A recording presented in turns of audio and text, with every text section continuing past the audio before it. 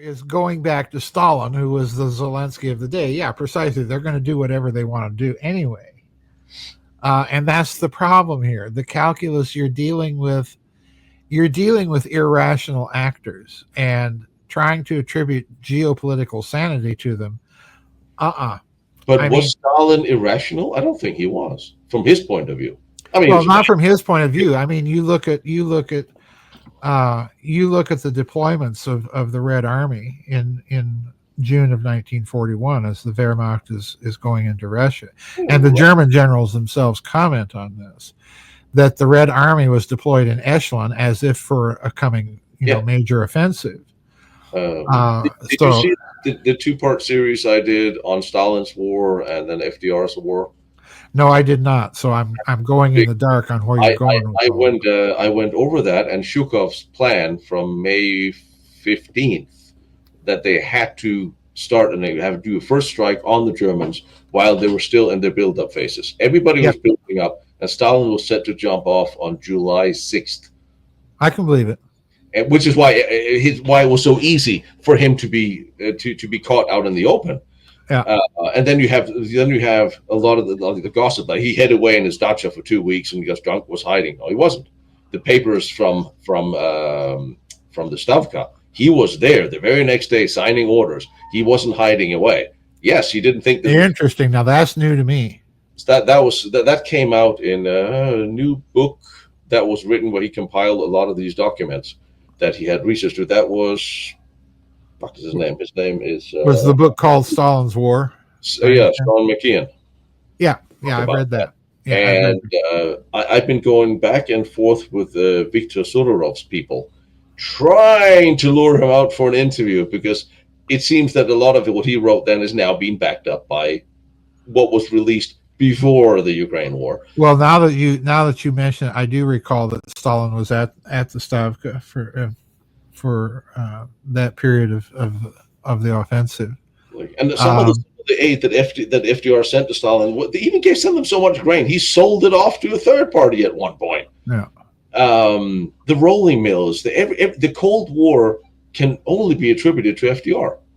And he said, yes, but we have to just defeat Hitler. I used the analogy, if you have two bullies that always beat you up at school and they get into a fight, why would you pick sides? Yeah, exactly. Each other half to death, and then the one who's still alive, call the principal's office. Yeah, you don't need to take sides. Stalin invaded just as many countries as Hitler did by 1941. Yeah. So if you don't have communist sympathies, which they clearly did in the FDR, they clearly did. Yes. It doesn't even matter if they were spies or not, because they clearly gave him like you said, the nuclear. I'm wondering if the Manhattan Project information was not part of what they sent them. Oh, absolutely, it was. Absolutely. I just said that Major Jordan's testimony in front of HUAC was that they were transferring all of this necessary atomic bomb technology to the Russians. I think if you look at it carefully, given what was transferred, I think that there had to have been at some point a shopping list that somehow was conveyed from Russia to the United States in order to make those shipments. In other words, we weren't just shipping things willy-nilly. We were responding to specific requests. Yes. And given Harry Dexter White's status within the Roosevelt administration, given the fact that his initials are, according to Major Jordan, on some of those transfer papers of all of this atomic technology, and given the Venona transcripts mention of Harry Dexter White as a Soviet agent of influence within the administration, I think the channel of communication there is very clear. They had some means of contacting Harry Dexter White and conveying their wishes to him that are completely off the books, that we don't know to this day. Yeah. I mean, there were actual spies in the State Department and in the administration. Oh, yeah. But when you look at the sympathies, which they clearly said, Yeah. Uh, it doesn't even matter because they go and they all they did have to do ask. He gave them a free run to copy anything they want from the patent office. Yes. I mean, for the love of Yes. God, it Yeah. is way beyond helping someone just to defeat Hitler. No, there's a pattern. There is a definite pattern that is there. And this is what most people forget, in the way that we learn about the whole McCarthy period. We've been taught that, well, he was just making all of this up. And it was anything but. There was a clear pattern of preferential treatment, to put it in a euphemistic way, that was clearly treasonous, to be very blunt about it, in the Roosevelt administration. Yes. And all of those people, this is the key point, all of those people continued when Truman gets into office. They continued in their positions of power. Yes. Truman, and I'm not blaming Truman. Truman is kind of like Andrew Johnson. He's inheriting all of this from Roosevelt. And he wasn't close with FDR. He was not close with FDR at all. No. He had to be briefed when he came into office and replaced FDR. And he had to be briefed by FDR's people. And briefed by FDR's people. So this is the problem. You have a clear pattern of behavior in the Roosevelt administration. And let's not forget the other thing that happens after the end of World War II. And it was all of those congressional investigations that we no longer even are aware took place into, did Roosevelt or people in his administration know of an impending attack by Japan on Pearl Harbor? Yeah. And he clearly did. I mean, he clearly did. Willing to sell out his own soldiers by denying the equipment they need to send it to the Russians. I don't think it's pretty clear that he wouldn't give a damn about if he needed Pearl Harbor involved in order to win the war. Bingo. And then you also have the whole question, well, why did the FDR administration start embargoing Japan? Okay, they were fighting a war against Manchuria. That wasn't nice. But where did that idea come from? Yeah. Was that one of Stalin's people that suggested that? Because this would work for Stalin. Oh, of course it would. Fight so he could take over and mop up. Yeah. That was his whole plan. Yeah. Whereas I think America was deeply involved in the rebuilding of Germany. Yes. I think that was as much a industrial economic reason, whereas Stalin looked at this much bigger, where I think the FDR were trying to build up Stalin for the communist country that it is. Oh, I would definitely agree. And, the rebuilding of Germany is kind of the icing on the cake. We got lots of technology transfer that way. I mean, the biggest technology transfer in history is from Germany to this country after the war. I'm like you. I have no doubt that there is treason involved in the administrations of Franklin Roosevelt. I've never had any use for the man. I think he's I personally think he's a vile man, a very low character, and in it for himself. Look at his history before he even gets out of his stint being Assistant Secretary of the Navy. Just look at his family history. The Delanos, for crying out loud, drug traders. And the true impact of his Great New Deal has pretty much brought us to where we are now. Today, yeah. How much progress and social stuff do you need? Well, there's no end to it. It's an ongoing revolution. The man was a soft revolution. This is why I urge people, if you haven't read Anthony Sutton's 3 books on Wall Street and the Rise of Hitler, Wall Street and the Bolsheviks, and Wall Street and the Rise of Roosevelt, read those. If you read no other books, read those 3. Yes, because Sutton he was a Hoover Institution scholar, so you're not dealing with a run-of-the-mill conspiracy theorist. This guy researches like crazy, and by the way, footnotes properly. Oh, wonderful! Yeah, wonderful. So yeah, and there's no doubt you can't come away from reading those 3 books and with any other idea than that the financial oligarchy in this country maneuvered things prior to World War II in such a way that regardless of which experiment won, they had the National Socialist experiment, they had the Communist Social experiment, and then they had Roosevelt's New Deal Socialist experiment. So in other words, they're running a big experiment on which kind of socialism is going to be the one to work, that we're going to impose on the rest of the world. That's what they were doing. And they win either way. They win either way. So was there ever, what was the end reckoning of the McCarthy trials and hearings? I suppose there weren't any trials, were there? No. What was the end result of this? Because he was eventually today written off a little bit like conspiracy kook. But what happened? He wasn't that at all. Not at all. For example, people have it in their minds that McCarthy was behind all the Hollywood blacklists. McCarthy's committee never called anyone from Hollywood. He had nothing to do with Hollywood. He was chairman of the Government Operations Committee. So the people that he called in front of his committee were people that worked for the government, not Hollywood. He was nowhere near any of the stuff that he gets blamed for by the modern narrative. Now, the other thing that McCarthy is blamed for is hauling people up on television and smearing them openly on television. If you read the record, if you bother to read the record, the last thing that McCarthy ever wanted to do was haul people up in front of a committee in open session and have them incriminate themselves on a TV camera. I mean, the man was a judge before being a senator, so yeah, he kind of knows what is proper legally and what isn't.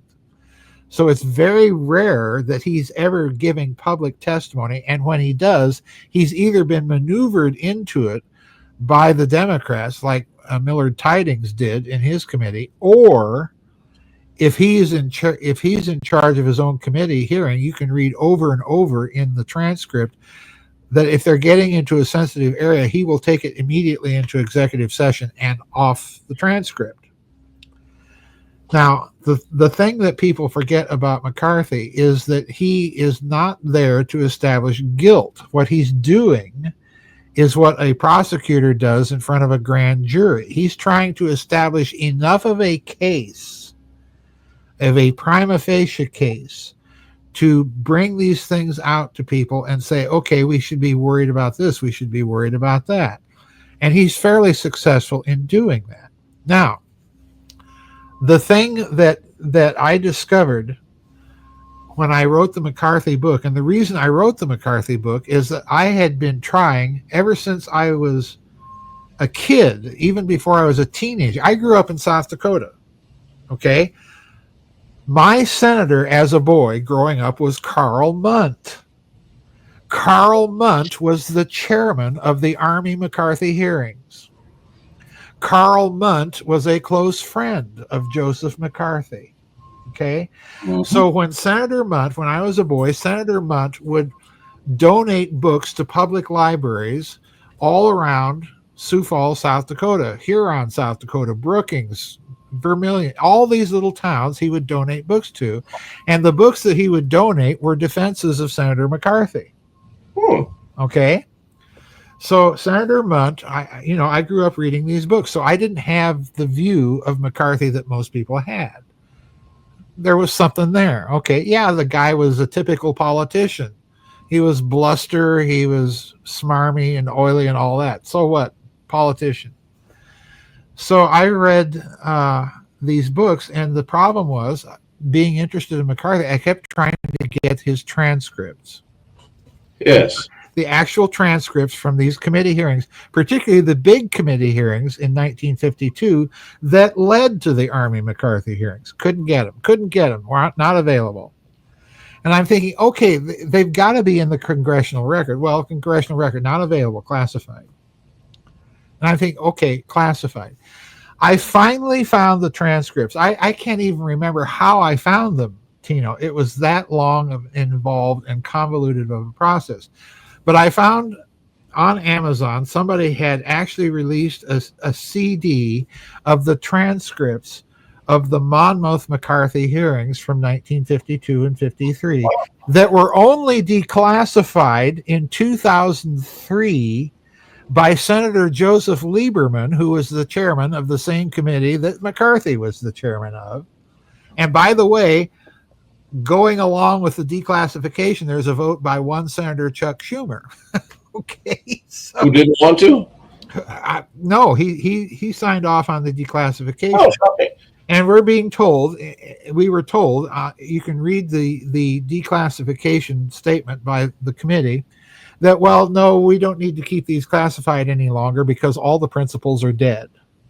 I heard that before. I heard that before. I said, okay, well, all right, that may be true. So I start reading these transcripts. There's over 2,000 pages of transcripts. Okay. I reproduce all the really juicy parts of it in the Monmouth McCarthy book. And Tino, I got to tell you, I was absolutely jaw dropped, gobsmacked by what I read. What stood out? Well, for one thing, he wasn't fishing around for a bunch of communists. Really? Yeah, there's a communist here and there, you know. The real reason that they were, in my opinion, these things were classified is he starts poking, you know, Monmouth was a center of top secret radar research at the time. Yeah. So he's got to be a little concerned. Are we allowing communists into our top secret radar research facilities? It would be on his mind, yes. It would be on his mind. So you start reading, and then you start reading where he, Senator McCarthy, or Roy Cohn, his chief counsel, and by the way, later close personal friend of President Donald Trump. Yeah. They start asking questions about, well, you had some of your scientists working on radar in New Mexico, didn't you? Yes. And this was about what time? July 30th, 1947, around then. Over and over and over that date, that time period. And I'm thinking, oh my God, he's talking about Roswell. Really? Yeah. Over and over again. It's not, and this is McCarthy doing this. He's not raising the subject, he's mentioning the date. Over and over and over again. Now, remember, this is 1952. What else happens in 1952? The big UFO flap over Washington, D.C., and President Truman giving the shoot down order. And this is on radar and is blasted all over the New York, the Washington Compost, as Rush Limbaugh used to. So you're Senator McCarthy, and you're there in Washington as this is happening, and you're holding hearings on Monmouth radar research. And all of a sudden, you keep bringing up July of 1947. You know, what were you doing down there during this time? And he's insistent on it.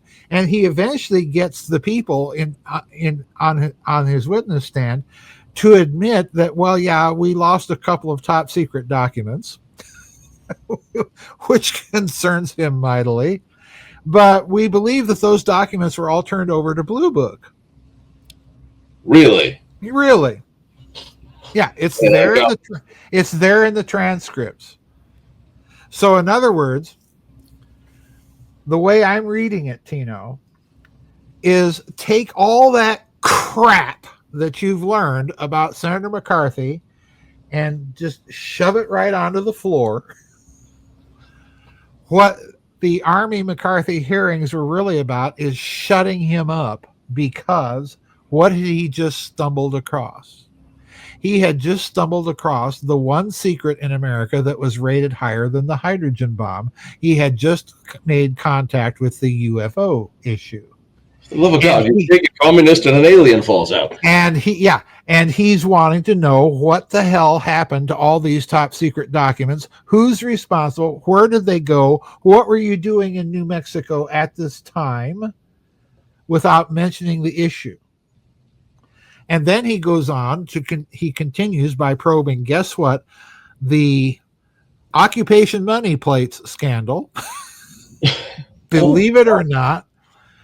And he also starts digging around General Electric in Schenectady, New York.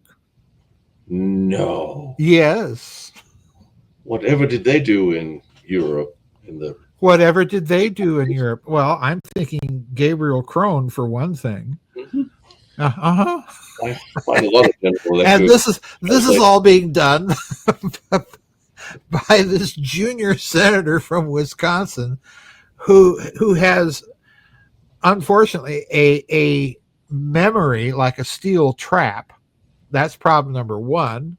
Oh, yes. Number two, he has a lot of bluster and can occasionally let cats out of the bag like Donald Trump. And number three, he likes to drink a lot. So we'd better shut this guy. And I'm convinced, Tino, that the whole Army McCarthy hearing business was really a stage play, a bit of theater on the part of the Army to shut him down permanently because he was getting way too close with stuff. Did they eventually? He died. Yes. Way early. Was he? Yes. Off? In my opinion, yes. In my opinion. What was the official story for his death? His untimely demise. Death due. I believe it was death due to complications from blood toxicity. But he actually died at Bethesda. Oh, he didn't jump out the window like. No, he didn't jump out the window like certain secretaries. Nor did they misplace his brain like they did with certain presidents. I don't want to go there. No, ever. Don't go to Bethesda. Whatever you do. No, they had him in an oxygen tent for a while.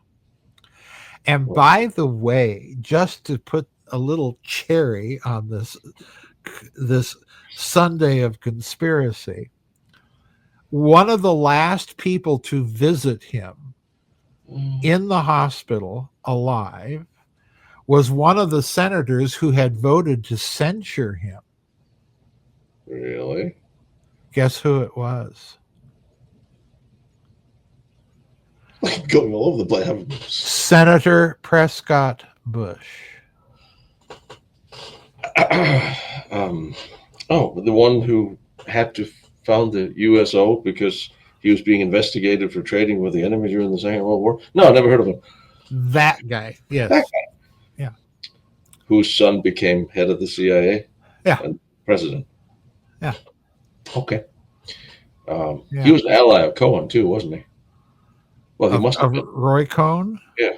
Prescott Bush? Not that I know of, no. Senator McCarthy, yeah. Senator McCarthy had Roy Cohn. Cohen was intelligence as well, right? Pardon me? Cohen was intelligence too, wasn't he? I strongly suspect that there's some connection, but nobody has ever been able to prove it. Roy Cohn was a Jeffrey Epstein of the day. He was a quintessential networker.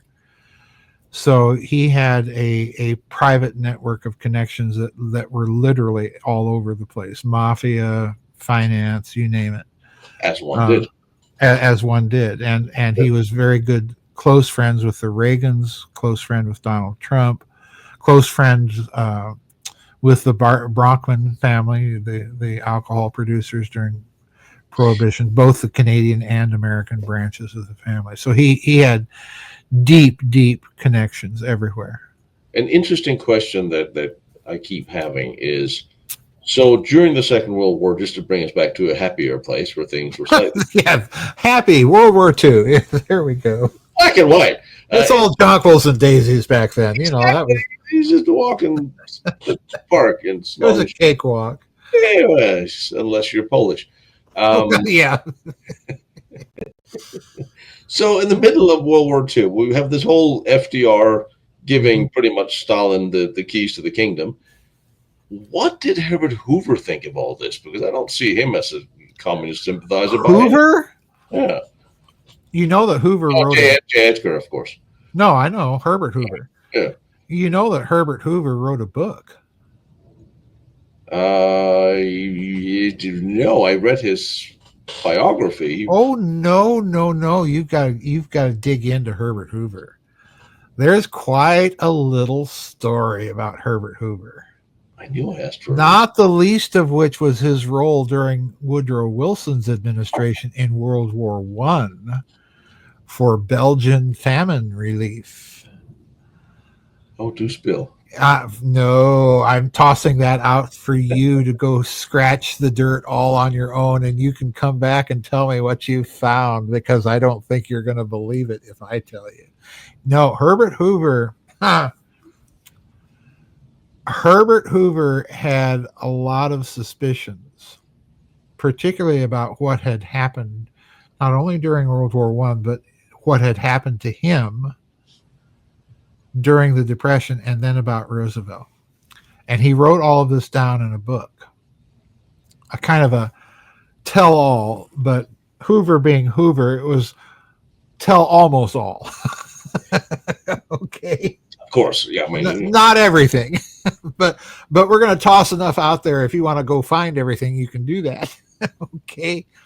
The other thing about Hoover, you've got to remember, have you read Babylon's Banksters? Yes. Okay. Remember the other thing that Hoover did. And this is a huge clue as to what he was thinking. Because Hoover, shortly after he takes over the presidency, and then bang, the Depression hits. So he's president, during the earliest years of the Depression. And he is baffled as to why these boom and bust cycles keep occurring. So what did he do? He appointed a member of the Department of Commerce by the name of Edward Dewey to go investigate why these cycles keep occurring. And Dewey, of course, had access to all that data in the Commerce Department, and he began to go through it and try to pull it together into some sort of pattern that would make sense. Mm-hmm. And what he discovered was there were long cycles of economic growth and then inactivity in virtually every area of economic activity. And these he would compile cycles of pig iron production and building and houses and specific crops and so on. And always there were these long wave cycles, several years in length and so on. He actually began a foundation called the Foundation for the Study of Cycles. Okay. And that foundation still exists, and it published Dewey's book, which is very interesting reading. And when you look at the membership list of the foundation, you'll find a lot of banks. Shocking. Now, the key here is for Hoover to have thought that there was something wrong with these cycles of boom and bust and assign a member of the Commerce Department, go dig out, I want to know what the hell is going on. For Hoover to have that suspicion means that he was and then to write books, a book actually, about all of this.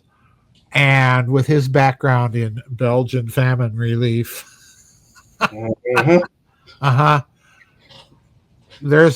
all I'm saying, Tino, is there's a whole hell of a lot more about Herbert Hoover than just Hoovertown. Okay. So you're not going to tell me what he was doing about FDR, because he couldn't have approved of this. No, he didn't. Just look at that picture of him riding with FDR in the back of the limousine on the way to FDR's inauguration. They're both in their silk top hats. And look at the expression on Hoover's face. I remember that picture. Yeah, he's none too happy. No, he's not. They never liked each other, though, did they? Well, I suspect the other part of the problem is that I think Hoover knew what Roosevelt was, both in terms of class interest and character, not to mention ideology, all of which were about the farthest thing from Herbert Hoover as you can get. Yes. Oh yeah, the man definitely had a history, and he definitely knew where a lot of the bodies were buried. Sitting here drawing. I mean, you can't be in a position. Look, you can't be in a position like that in Woodrow Wilson's administration. Let that sink in. Woodrow Wilson. I mean, if you want a man with even more questionable motives than Franklin Delano Commeyvelt, it would be Woodrow Wilson. Okay. Wilson at least had the good sense to wake up and then later write, I've betrayed my country. At least Wilson did see that he made a colossal mistake. But of course, he never told you what that was. That's something that should be followed up by that statement. You can't just let that hang. Well, I'm giving you the clue. Think Woodrow Wilson, mistake, Herbert Hoover, Belgium, Versailles, Franklin Roosevelt, Edward Dewey, Foundation for the Study of Cycles. It's all one big happy package that I am presenting to you for your consideration. All right, I will order Hoover's book. What did he publish? Well, it was published while he was still alive, I take it. Yes. Yeah, I forget exactly when the publication came out, but it was kind of like Hoover's version of the intimate papers of Colonel House. Huh. You know who Colonel House is? I do remember, yes. Nope. Good. Sorry, And then you can go read, and then we'll do another show. I'm quite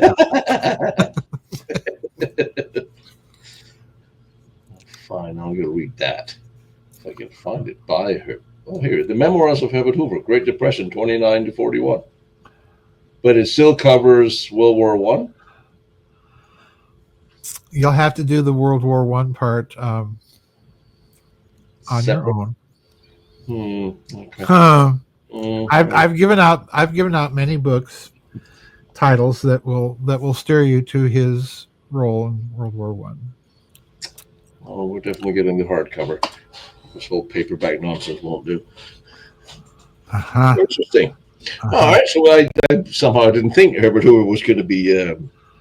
I had no expectation that we'd be talking about the man either, but a very interesting dude for sure. I always saw him as the father of the deep state. Herbert Hoover? Yeah, sort of. I'm increasingly of the opinion that it goes all the way back to Reconstruction after the war between the states. It gets a huge. True. That's really the beginning of it. It gets a huge kick in the pants by Woodrow Wilson. No, there's no two ways about that. Yeah, and until I read your two books, I never had any idea that it started at the Civil War time, which brings us back to the European powers must have had some interest in inciting the Civil War. Oh, absolutely. Absolutely. It wasn't just a domestic. Oh, no. That's the reason I spent so much time in the second book talking about the geopolitical background, because you have that apocryphal statement attributed to Otto von Bismarck that the financial powers of Europe were behind it. Now, I actually cover in both books, I cover that apocryphal statement in some detail, because it first appears in a very obscure French work in 1921 without any provenance. So the question is, yes. Would Bismarck have known, number one, that this was the case? And the answer there is obviously yes. But number two, would he have been capable of making such a statement? Well, the answer there is yes, under certain circumstances. We don't know to whom he made it, nor under what circumstances. And I like to think that maybe he made it to Ulysses S. Grant while they were sipping tea and smoking cigars. After the war. After the war, yes. When all of that financial skullduggery begins to appear in the currency acts of Reconstruction. So would the European powers have had a vested interest in dividing this country in a war and keeping it divided? Answer, yes. And the reason we know that is that both England and France stationed troops on the two flanks of the United States and the Confederate States. They did. Yeah, it was absolutely the British interest that we not become a superpower because we rival Absolutely. them. Yeah, And I guess absolutely. how FDR destroyed the British Empire, I suppose they were right. And it was also in Russia's interest to make sure that we did, because you remember in the second book what Tsar Alexander II says, I did not want Britain to become the industrial power that had a monopoly on all this technology. Yes. So he's very honest. He says, I wasn't doing it for the American Republic. I was doing it for Mother Russia. So what was Prussia's interest? Were they on the line with the British or with the Tsar? No, I think Prussia is very different. You've got to remember what happened in Europe in 1848. It's the revolution. This was also before the unification of the German states. And it's before that.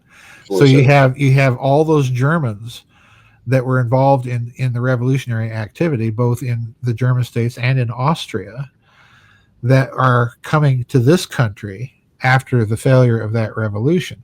What do they end up doing? They end up bringing all that Marxist doctrine with them, number one. And number two, they become supporters of the Union. So they become officers during the war in Mr. Lincoln's army. You'll find German name after German. Schimmelpfennig, General Schimmelpfennig being one. Oh, him. Yeah. So, you see all these German names in the Union Army, and it's all these people that came over as a result of the revolution, bringing that ideology with them. So, and finding a welcome home in the radicalized Republican Party, because, hey, we're all for killing Southerners just to get rid of slavery. So it would appeal to people of that kidney. So you have that working in the background. The other thing you have working in the background is that Bismarck, one of the things that people forget about the German unification is that much of it occurs prior to the Franco-Prussian War in the form of the Zollverein, the customs union. Yeah, the groundwork was laid. Yeah, the groundwork was laid in that, and Prussia, of course, dominates that. But how did that work? Well, Prussia was on a monometallic gold standard. Many of the German states that entered that customs union were on a bimetallic gold and silver standard. To enter the customs union, you had to go on that monometallic gold standard, and that was the way that Bismarck, to use the expression that Catherine Fitz uses a lot, that was the way that Bismarck tendered an offer for those German states. And the war with France seals it.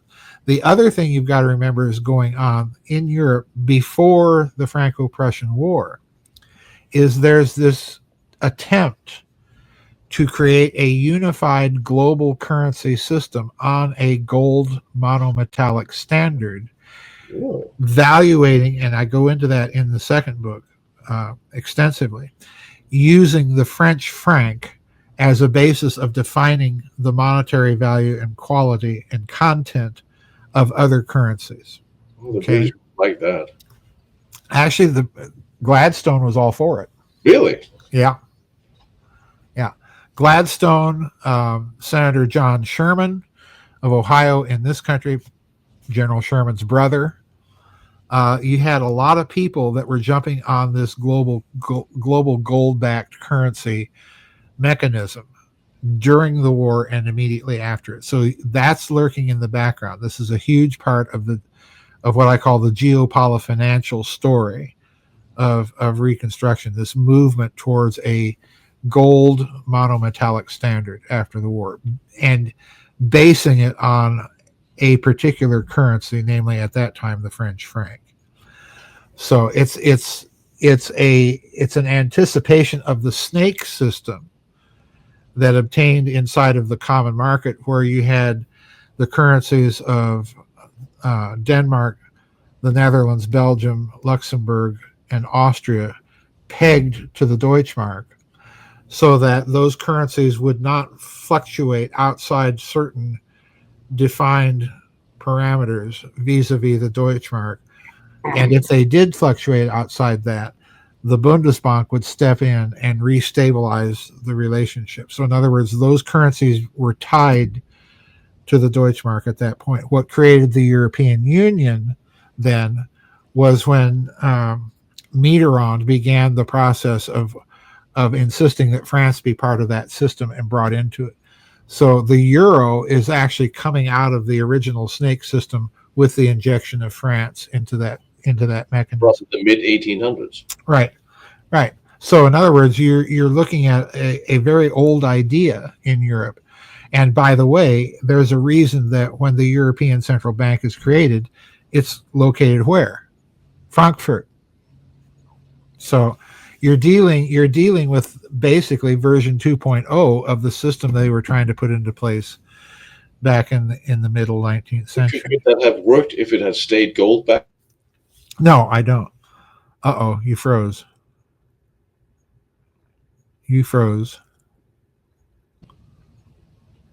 There you go. You unfroze. No, I don't think it would have worked. Anything. The reason why is what we're faced with now. What we're faced with now is the reverse policy of what we tried after the Civil War. I'm sorry, my throat is getting dry.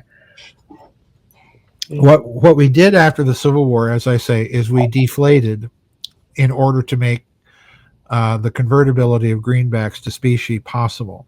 So in other words, they had to bring the circulating amount of currency back in line to the par value, more or less, of specie. All right. Right now, and I've said this for decades, you can go online and hear my remarks at the Secret Space Program conferences or various interviews. I've said for decades that a return to the gold standard is impossible because there's not enough gold to cover at par value all of the circulating currency out there. Okay. So what do? You either have to revalue your currency vis-a-vis gold and maintain a fiction of convertibility on that basis, or you deflate the currency, you withdraw a bunch from circulation so you can restore convertibility at par. And the problem now, I think that they've decided, is we look at all these bullion depositories that states are starting in this country that began with Texas a few years ago. Now, when they started this, I thought it was a good idea because I was thinking, okay, what they're doing is they're realizing the dollar is very wobbly at best, and they have to go back to some form of stable currency, which they could do if they decided to establish some sort of regional version of a corporate coupon backed by gold. Mm-hmm. But what changed midway through this whole story, Tino, was now we have the states that have established these currency resolutions or bullion depositories or whatever. They're now talking about electronic transfer systems, okay, that are gold backed. Now, what are they telling you? What they're telling you, what is being done, is they're backing your dollar that you spend with gold, but the dollar is worth so little gold that you're dealing with a mere speck, a fleck of gold. That's your backing. Yeah. Okay? In order to say that it is convertible, that decimal fleck can be easily computed by computers. Yes. That will tell you how many flecks of gold you have. Okay. And that's your convertibility. The real convertibility will remain for the super wealthy and super rich that have the billions or trillions of dollars that can be paid off in gold coin or gold bars. Yes. All the rest of us get the electronic transfer mechanism. So this is a clever way of saying there's not enough gold to go around, number one. We need, therefore, a means to compute the convertibility, number two. That can only be done digitally by computers, and therefore your money is real and it's really backed by gold, but it's really now just a digital currency that's backed by a few flecks of gold. Yeah, and it's quite a scam. And there's no room for silver in this. No, of course not. Can't be bimetallic. Can't be bimetallic. Can't have that. Okay. All right. So And look what's happening to silver right now. You know, everything. Yeah. yeah. Well, since you need to go have a cup of coffee, I will leave you with a I story. don't need to go get a cup of coffee, but if you need to go get a cup of No, coffee, I wanted you to get something to drink. I've got a drink right here. Uh, I have to give you a funny. So since I know you live vicariously through me as I cruise my way through the babes of California. Oh yeah, cry me a river. Jeez, I have to tell you the story of how the Confederacy ruined a date. Oh dear, you didn't. Apparently, I did. I just didn't know I did. Uh, I thought to myself as I hung up the phone, like, what the hell happened here? It was a date interview, the first conversation. You know, like we started chatting, and like, all right, let's talk, see if we have something in common. And she was like, all right, we were talking, and she's like, so she was in Kansas or somewhere, and she's like, so what's going on out there in L.A.? She said. I said, well, you know, referring to all the protests and ICE and stuff. So, well, you know, got a bunch of idiots running around burning our American flag and just the usual nonsense. And she was like, oh, really? Well, how would you have felt if they were burning the Confederate flag? And I'm like, what? Like, what? Wait, why? Where did that come from? Then I did the ultimate. I'm like, so I asked, of course, did the Confederacy do something to your family? Is there history and why? This being Kansas, after all, Tino. How you possibly say that? And I'm like, okay, done. I had never had the Confederate. I'm like, I was definitely not there. Our family was in East Prussia. Like, I didn't do it. It was not me. I know nothing. I was like, I had no idea that the Confederate was such a spicy thing that it would actually I mean, it would Democrat Republicans. I can see the problem, but the Confederacy. Well, we need to fix the education here because. Listen, I've got to let people know that my grandmother, my paternal grandmother, I call her my Confederate Bonapartist French grandmother.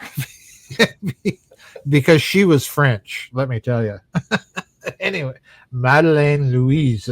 But anyway, she named my father after the Emperor Maximilian. My father's name was Maximilian. You could have been Napoleon. And his younger brother, she named Robert Lee Farrell. So that should tell you where my grandmother's sympathies lied. So you could have been Robert Lee II? I could have been Robert Lee Napoleon Farrell. had I been born to her and not my parents. I mean, it could have been a pass down. I love it. Yeah. Now, I do remember when the West Indies Islands was Danish. Our great grandfather was the head doctor there, so it's possible that we did it. Possible. It's quite. I mean, it's quite a stretch. No, I remember my grandmother when I was a boy. We took a trip to Washington D.C. and we went out to the battlefield of First Manassas, or First Bull Run, as the Yankees call it. And my grandmother took me by the arm, is dragging me all over the Confederate lines, reading all these plaques to me. I'm like, gee, you know, these cannon are awfully close to each other. I don't know that I'd like to fight in this war, but yeah, but no, it was quite an experience. Let me tell you. That's where I became familiar with the Confederate currency, because on the way out in the gift shop they had all that facsimile Confederate currency that used to be printed by the Whitman Company that you find on the cover of my book.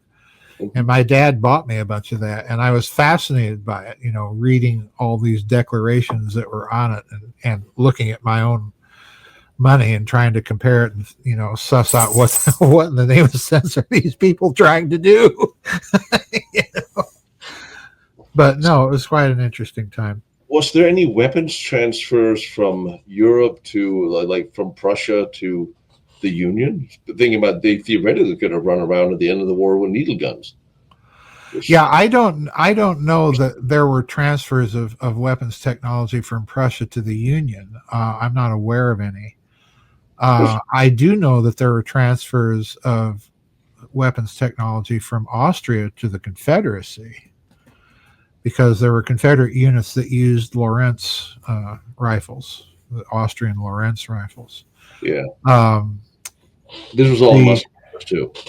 Yeah, there were if there were transfers of that nature between either of the sides, I think probably it would be more in terms of heavy ordnance, because the heavy ordnance that was produced by the European powers was in advance of that produced by either the Union or the Confederacy. That's my impression.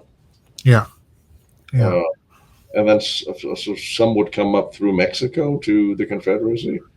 Well, yeah, this is the other thing that people forget about the Civil War. We have the idea that the Union blockade was just ironclad tight, and that, you know, the Confederacy was literally strangling it to death and barely able to operate, you know, because of this almighty powerful Union blockade. Well, the reality is that the Union blockade was very porous, and much of the trade between the Confederacy and Europe actually flowed through the Caribbean into Mexico, which was a neutral, and then across the border, because that was a common international border that the Confederacy had. Yeah. And therefore flowed into the Trans-Mississippi Department, which, by the way, was the healthiest part of the Confederacy throughout the entire war, for, you know, obvious reasons. So the trade that is being conducted flows for the most part through the Trans-Mississippi. That's the reason the Union took the decision to sever the Mississippi River communication lines, because all that trade's flowing west to east into the rest of the Confederacy. This is not to say that there weren't blockade runners operating out of Wilmington and Charleston and Mobile and places like that. There were. But a lot of that trade, nonetheless, is going through the Trans-Mississippi. That's why Jefferson Davis is trying to get there. One of the reasons he's trying to get there. Did he ever get to do the trade for his ironclads for cotton? He didn't. He never materialized. That was successful only insofar as the British were concerned. The British did build a couple of blockade runners. I believe one of them, the CSS Alabama, was an ironclad. The French part of the story, I don't think the French ever did complete an ironclad for the Confederacy. In fact, I think Napoleon III put a stop to it personally for whatever reason. I seem to recall that he did, but I don't recall exactly why. The Confederacy itself did produce their own ironclads during the war, but it took them a long time because they didn't have that much heavy industry, and they were short in the eastern half of the Confederacy of iron supplies. Yeah. So they had to melt a lot of stuff down. Very, very similar to what happened to Germany during World War I. You know, melting down church bells and so on and so forth. Yeah, yeah. So it was. As far as trade goes, a mess, but I'm not aware of heavy ordnance transfers. Speaking of metals, when it came to the WHO in England, I guess you have to read the books to understand what I'm talking about. You wrote it. The plates that was made for the plates. We must be able to find out who made those plates. There can only be so many royal engravers in London at that time. Oh, you're talking about the state seals. Yeah. This is a big mystery. There was apparently, you have to read the first book when I go into Jefferson Davis's continuity of government flight, because, as I said, he took the Confederate archives, number one. He took the Confederate treasury plus the deposits of local Richmond banks of account. So that doesn't get mentioned by very many people, but that was a considerable sum of money. And he took all the seals of the departments of the Confederate government, including the Confederate States of America's Great Seal itself. Now, that seal, according to the eyewitness testimony, had been minted and cast in London and brought into the Confederacy in 1863. So the order for the seal was probably placed in 1861. The casting and artwork probably took place during 1862, and it entered the Confederacy, in my opinion, probably via the Mexico Trans-Mississippi Department route, because they would not have entrusted that to the risks of trying to bring it directly into another port. That Great Seal disappears completely from the narrative at some point during Jefferson Davis's flight in 1865. The story that one of his servants offers is that he was entrusted to hide the seal by Jefferson Davis himself. I think that's a lot of hogwash when you read the story, because if this is a government continuity operation, he's going to need those seals for official acts and conduct of the government if he were to make it to the Trans-Mississippi. So that lost Confederate Great Seal is out there somewhere. My guess is it may still be in the Trans-Mississippi Department at some point. But there's a lot about Jefferson Davis's flight that is misunderstood, and the fact that he's bringing all those seals with him means this is continuity of government, folks. He has no intention of giving up. Is this the part of what later has become the story of the lost Confederate gold, yes. the Golden Dragon, and yes, and the whole? It's part of it, yes, because the amount of money that he has with him has been estimated to be anywhere from $600,000 worth of specie to over $13 million. The amount, and most people say, well, he didn't have that much money with him because there was not that much specie left in the Confederate Treasury. However, when you dig into the details, what Jefferson Davis is bringing with him, he's bringing with him a certain unspecified amount of Mexican silver dollars. Oh, of course. Yeah. He's bringing with him a certain undisclosed amount of English banknotes, pounds sterling. Makes sense. Reserve currency of the day. So, yeah, that makes sense. So, in other words, we don't know how much he had with him. As you mentioned earlier, he does stop at one place and burn a lot of the Confederate money. Now, my reasons for him doing that are somewhat different than most people. Most people think, well, that's the sign he's given up. No. What he's concerned about is bringing all of that Confederate paper money into the Trans-Mississippi Department and inflating the currency there, because his own general that he appointed to run that department of the Confederacy after the fall of Vicksburg, his own general told Davis, do not send more treasury notes. We've got enough. We don't want to inflate things here. So I think Davis was doing that in prevision of making it all the way with all that other specie and all those other paper notes to the Trans-Mississippi. He's going to need it, and he won't need all that paper treasury notes. And Lord knows he can always print more if he has the plates for it, and he's the head of state. So, well, if he has the plates, that's the other problem. Most of the Confederate mints, New York City printed a lot of the Confederate money. That's another part of this weird New York City. Yes, that's another part of this. Yes, that's another part of this weird story. Well, New York City wanted to secede from the Union. We have to remember that. There were a lot of Confederate sympathizers in New York City. They traded in cotton, and now we can't do that anymore. It's costing us money. True. Well, there were a lot of Confederate sympathizers, but there was some Confederate currency that was printed in New York City. The other Confederate mint was the Keating and Ball Works in Columbia, South Carolina, that printed most of their money. And when that fell to Union forces, you can see, and I put these pictures in the book, you can see the decline of quality in Confederate currency from the loss of that mill. They didn't have anything really to replace it. The Trans-Mississippi department didn't even really function with a lot of paper money, so that's another problem. And also being a trading hub, they would probably prefer to trade with foreign currency with the people that trade. Britain and Mexico, the amount of Mexican currency and British currency that he had with him are an indicator that there was a lot of financial flow back and forth between the Confederacy and Europe via Mexico. Much more so probably than there was from the Confederacy through Canada, and there was a considerable Confederate presence in Canada as well that I go into in the second book. The Canadians were neutral like the British. Yeah, neutral. Well, neutral. Always question what they're doing.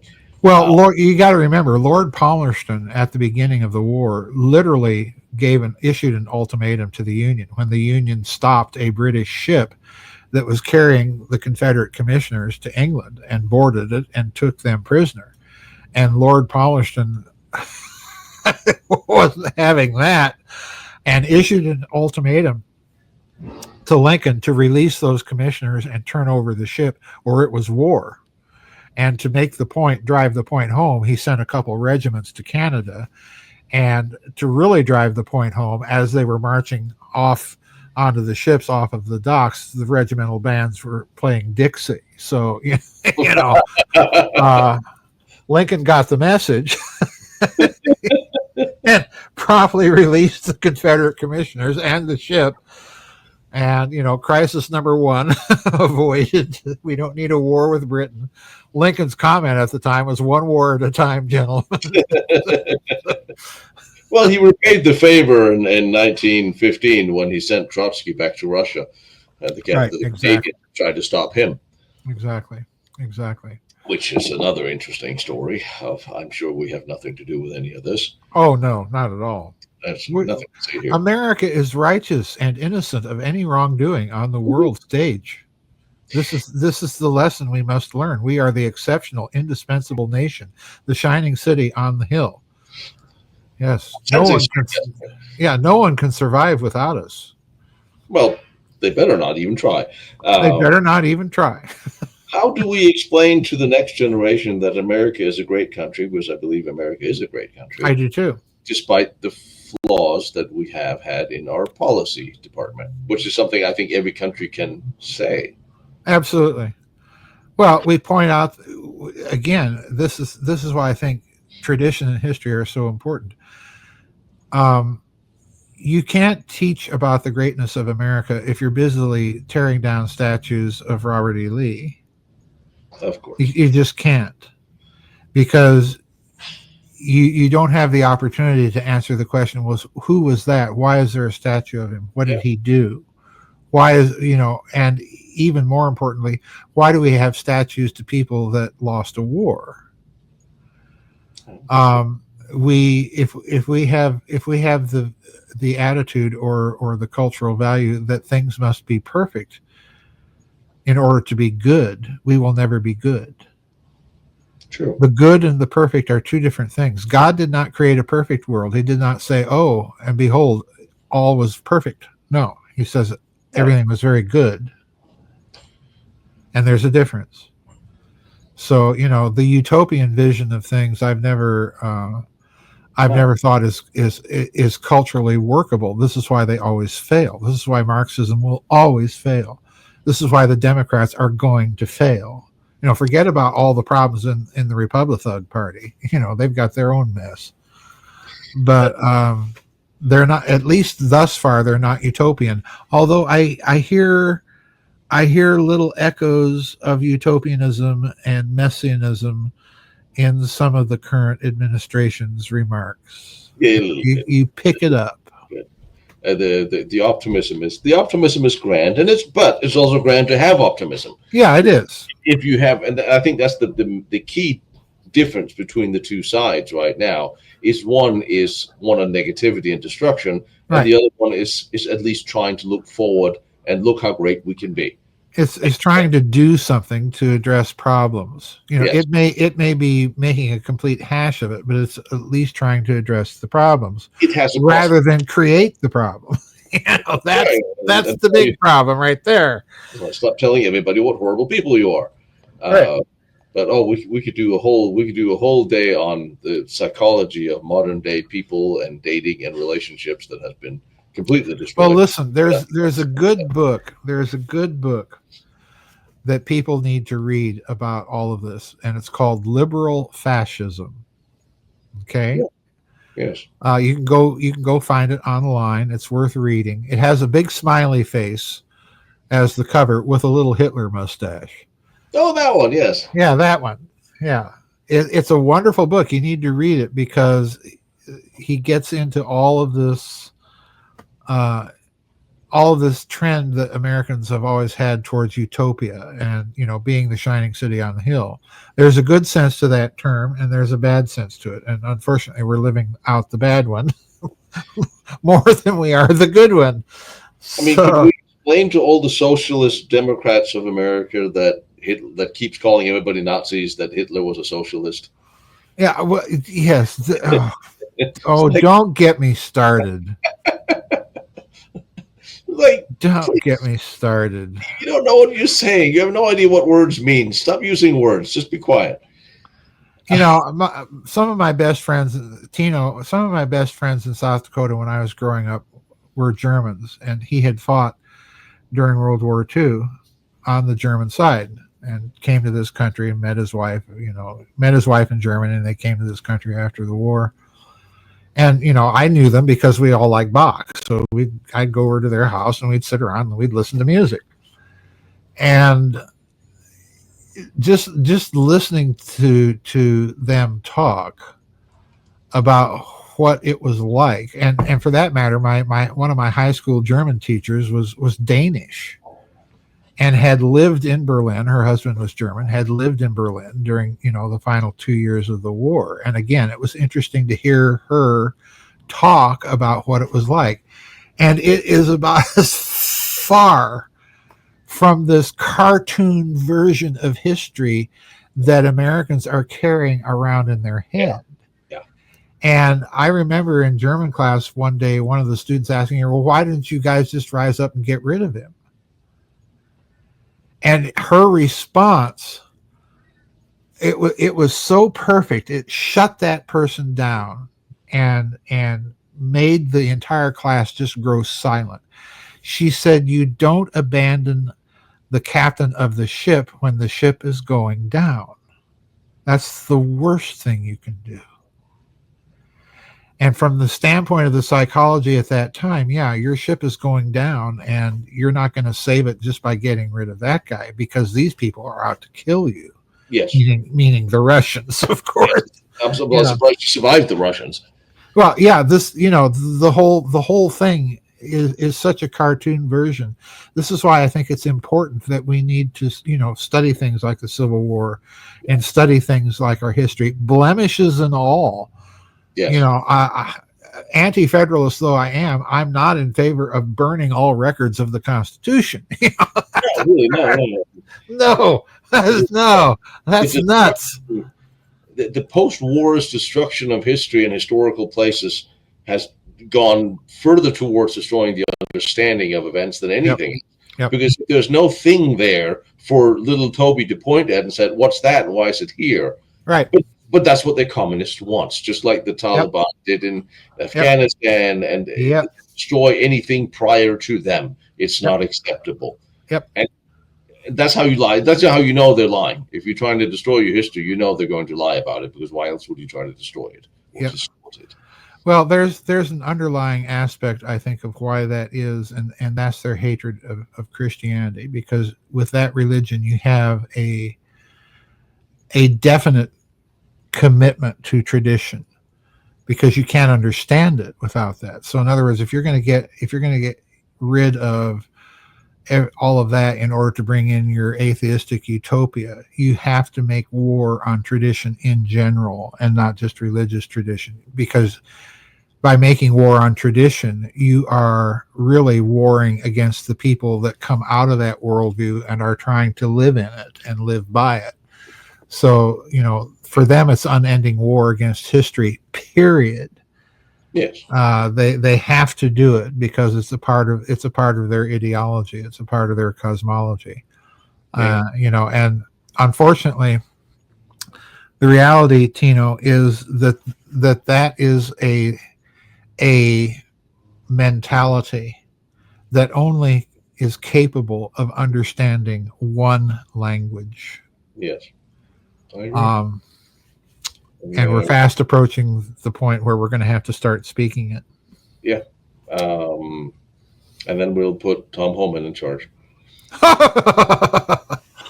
Well, look, I wouldn't be opposed. Have you ever noticed how Tom Homan looks exactly like Georgy Shukov? No. Look at the two. Even when Shukov, oh my word! Now that you mention it, yeah, glasses, he looks exactly like him. Like Marshal Zhukov. Like I know, like no one. Oh, I like that. We've got Marshal Zhukov in charge of our border security. That's not the worst thing we could have. I like the image. That's right. You want to see artillery bombardment? I give you artillery bombardment. If I flip the faces with a red banner behind him and I'll post that, all the Democrats will completely lose their mind. What? That reminds me of that movie Stalin, The Death of Stalin, that came out. That is darkly comical. But Marshal Zhukov just kind of steals the whole show. Oh, wish we had more of him.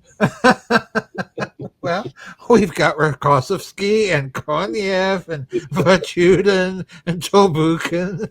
We've got lots to choose from. I like that.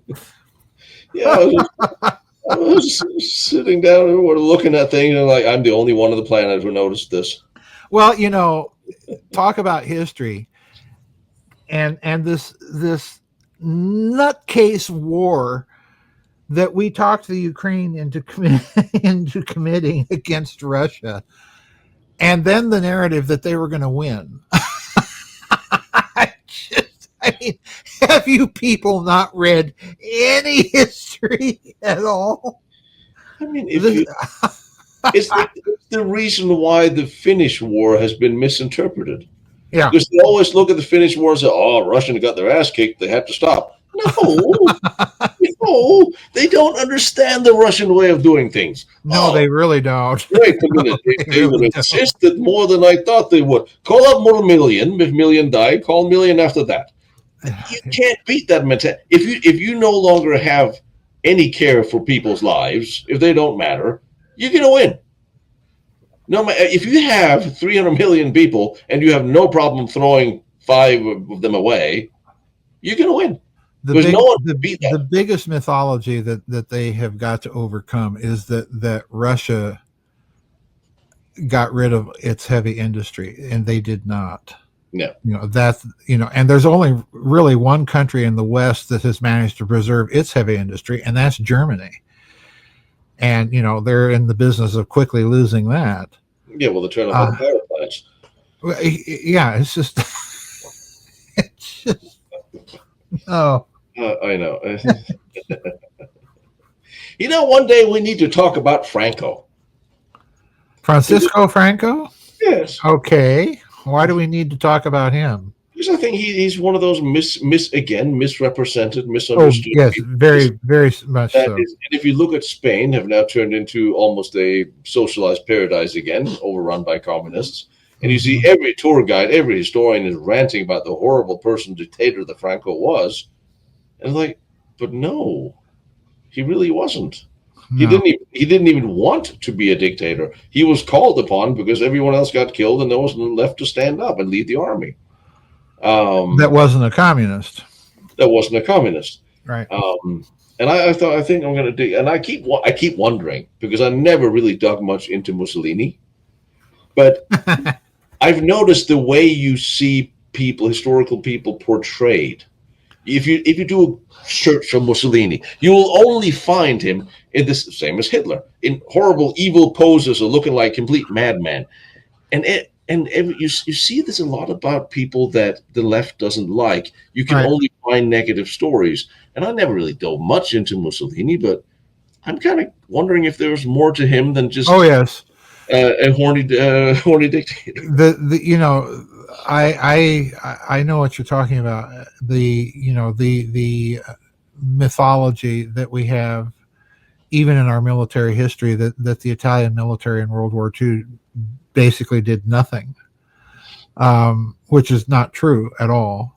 No, Um, the problem, if you investigate Mussolini and his relationship with the military, when he took power and throughout the 1920s, he modernized the Italian army so that during the 1920s, it was a very efficient military machine. The problem was after that, he didn't continue that on into the yeah, 1930s. So biggest that tank bandits in the world at one point. yeah, yes, yeah. Little tankettes. He But some of the Italian formations, you read General Rommel's account of some of those battles in North Africa, and he has high praise for some of those Italian formations. So it wasn't the dilapidated Mussolini failure that people think it was. But I think the key to Mussolini, that people have to, there are two keys to Mussolini that people have to look at very carefully, and one is his relationship to the mafia and how he dramatically curtailed its influence in Italy. The other is his relationship and dealings with the Vatican, very important, because it was basically Mussolini that reinvigorated the Vatican as a financial power. That was quite important. And then his perception of his role in the early 1930s, of his role on the geopolitical stage, is also very interesting. People forget that the individual that blocked the first Anschluss attempt with Austria was Mussolini, not England or France. It was Italy. That's true. So he's a very interesting character, and more. Again, he's a much more nuanced character than the cartoon that we have of him in our brains. I mean, if you define people by who their enemies are, well, the enemies of people like Franco and Mussolini are currently the people that's trying to burn our own country down. Yeah. So, yeah. Okay, that puts us on some scary sides sometimes.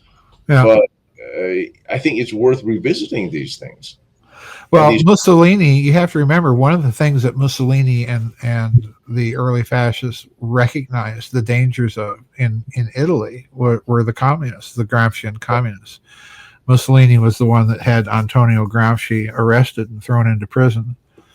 So, that's not to condone the way they treated the man, but no, I mean, with Mussolini, you are dealing with at least initially, you're dealing with a realist. And I think you have to say the same thing about Franco, even more so with Franco, because Franco, unlike Mussolini, never goes off into these flights of fancy and fantasy. That he doesn't try to invade parts of Africa that his tanks get stuck into. Yeah, that was a little bit of a no-no. India. Yeah, that didn't work out too well. But no, Franco is another one of these people I think that deserves some very careful scrutiny. There are a couple of good biographies of him out. One is called Codillo, I think is the name of one of them. Concentrates on his early period during the Spanish Civil War. What a mess. And here's an interesting story about the Spanish Civil War, where Stalin helped the communists a bit. Sent them some rifles and some little planes, little tanks. He helped them a little bit when it really goes down to. He gave them stuff, not that much, advisors and so on. But what Stalin got out of that is that at one point the communists had seized all of Spain's gold. Yep. They shipped that all off to Stalin. Yep. Hoping to buy weapons, but by the time no weapons had come, and they had been defeated. Yeah. So that's why at the end of the Spanish Civil War, Spain was pretty much broken. All the gold was sitting in Russia. And at the end of World War II, Spain had almost 300 million or 300 tons of gold from trading with the Germans. Uh-huh. Plus, the Allies had been sending tons of supplies to Spain to keep them out of the war while he was trading with. Franco was a smart cookie. Oh, yeah. He got Spain out on top. And when he was done, he built the hospitals, he fixed everything, he built the finances, he handed everything back to the king and the government. Yep. I mean, that's what all these crazy leftist tour guys seem to forget to say about the dictator. No, what dictator had ever given up power and retired? I mean, that's true. Like, that's true. Yeah. Yeah, Franco deserves more credit than he's given. And again, if we only remember history through New York Times, we're bound to forget things. Oh, please don't get me started on. It's like everything, really. So, all right. Yeah, one final message. I agree with Tino. Don't get your history from the New York Times. Read books. Read books. Not printed by the New York Times. Not printed by the New York Times. Oh God. It's like you forgot to mention the Holocaust. You forgot to mention you keep forgetting a lot. Listen, I get criticized all the time for not mentioning the Holocaust. Yeah, me too. And I get criticized all the time for not being anti-Zionist enough. I can't win. No. And I point out to people, if you want Zionist skullduggery, tell me what other author you can think of besides me that has talked about the Zionist foreknowledge of the 6 million dead in the Holocaust before World War I. Yes. It's very interesting. Yeah. I've seen those newspaper articles too from late 1800s. Yeah. I got an email I did a documentary on the Starfoot. I can't say this without an X. I don't know why. Can't talk normal anymore. You're turning into Dr. Strangelove, Tino. Put my hat on. Yes, put on your hat. Your pickle hava. This concerns me. I have one too, folks. Who doesn't? I was thinking about riding my motorcycle. I've got something you don't have, but you haven't seen yet, and I'm not going to show you. You have to be here. I will come out after. So I did a documentary about Theresienstadt, the Star Fortress. Fortress. Because I don't know if you know, but Theresienstadt is the largest star fortress in Europe. I didn't know that. No, of course you don't know that, because the only thing you know about Theresienstadt is there was a World War II ghetto there. And I went there because I figured, well, there's actually a star fort there. So I went to see the Fortress Museum, not the Ghetto Museum. At the other side of town, there's a museum to the fortress with cannons, tunnels. There's 13 kilometers of tunnels underground, that thing. It's enormous. Oh, wow. And the ghetto is just one little side of it, the crown of it. And then everything else is the star fort. And I talked to the museum and said, well, we'd love to. We have this museum here. No one really ever comes. It's a modern museum, big, beautiful building. And then, well, no one ever comes because no one ever has done a documentary about the star fort. They only come and talk about it. And I said, well, I'll be damned. I'm going to do a documentary about the star fort, its history, and who built it. And I did. And I interviewed them, and they took me to the tunnels. And I did that. And then some months later, a German guy, he wrote me, he said, oh, I'd love to see your story about Theresienstadt because I've never seen it, because we could never do a thing like that in Germany that way. And I wrote him back, okay, what do you mean? I thought I knew what he meant. What do you mean by that? I said, no, we could never do a documentary about a place where anything from the Second World War had even been remotely related without making that the majority of the story. It would never be accepted in Germany. Yeah. So when I travel around, I do stories about fortresses and bunkers and things. Yeah, at some point in time, the German army of the Second World War was there, but it's not the mainstay of the story. It's not the story, yeah. You can't do that in Austria and Germany. You better damn well mention these were slave laborers that built this thing or that thing or these, and make the story about them, where the by story is actually about the location, where you have all these amazing historical locations that has just been laid off to the wayside and forgotten because of that. Yeah. And I think, well, we can talk about things in more than one aspect. And I think that's why a lot of historians I have found, or a lot of history interested, they're fed up with watching the mainstream documentaries because, yes, we get it. Forced laborers built this, but what was it before? Yeah, tell me about the back there. How was it constructed? What was the gut? I mean, tell me other things. Yeah. And I think that actually be a detriment to those who are trying to talk about what the Holocaust was. People, we've become so ideologically driven in our historiography that we forget. And I go through this all the time with people that criticize me for not mentioning this or not mentioning that. And lately, I've become very snappy and curmudgeonly with people like that. I'm only one person, and I can only talk about so much at a time in one book. And some subjects just don't interest me, so I don't talk about them. Go read somebody who does. And don't fault them for not talking about everything that you think they should talk about. Sure. You know, we've got to get back to some maturity.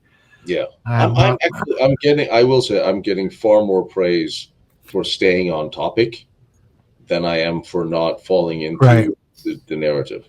Right. Which is, as I don't have any pros or cons. It's one of those things. It's not my main field of study. It's not my main field of interest.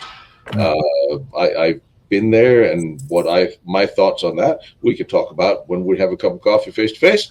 Yep. And the same thing with the Civil War, which is questionable. But I thought the way you broached it in those books are way better. And it is not in a way that I'm sitting here thinking, not in a way that anybody could take offense of, because it doesn't subtract from what was, but it's trying to shed a light on it that a lot of people haven't seen or understood. And I'm just trying to get people to question the deeper things behind the narrative. Parallels to then to now really are staggering. Oh, they are. That's worth the read, because that really will blow you away. Yeah. And I was actually thinking about doing a little promos for your book by reading some of the excerpts, and with a question mark, was that said now or 100 years ago? Be my guest. That actually reminds me, you need to send me a couple of good photos of you that are clear. Clear photos of me? I don't take pictures of myself. All right, I'll come out there and I'll take some new PR photos for you, so you don't come out and diffuse. Am I diffuse? No, but we'll take a screenshot. Maybe I'm having an optical effect on camera lenses. I usually come out of focus. Yeah, well, that's me. But that's in real life. Like Larry Walker. The hell was that? I don't know. Just wait. When I die, I'm going to haunt people in the most interesting ways. No doubt about that. Mommy, where did that piked helmet come from? It appeared out of nowhere. But there wasn't anyone wearing it. It was just a helmet. Why is there a spiked helmet on the teacher's chair? I don't know. Oh. Yeah. All right, my friend. All right, we'll see you. Thanks for having me back, Tino. How's the puppy and the weather and everything? Puppy is fine. She's under my chair. Weather is finally after the rainiest summer, but thankfully, I moan about the rain that we've had that has ruined my vid chats, but thankfully this year, no bad storms. No bad storms. After the storm that hit us a couple of years ago on Father's Day, that was bad. No more trees needing to be tied up. No more trees needing to be cut down, or I had to get rid of 2 trees because of those storms.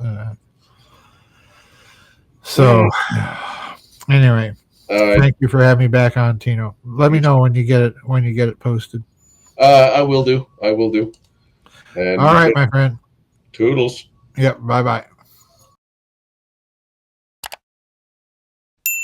Hope you'll consider consider subscribing to my channel, liking, follows, and maybe even join me on Patreon to help out. I am just a guy, a historian, traveling around all these historic places in Europe on my own dime, trying to bring them to you.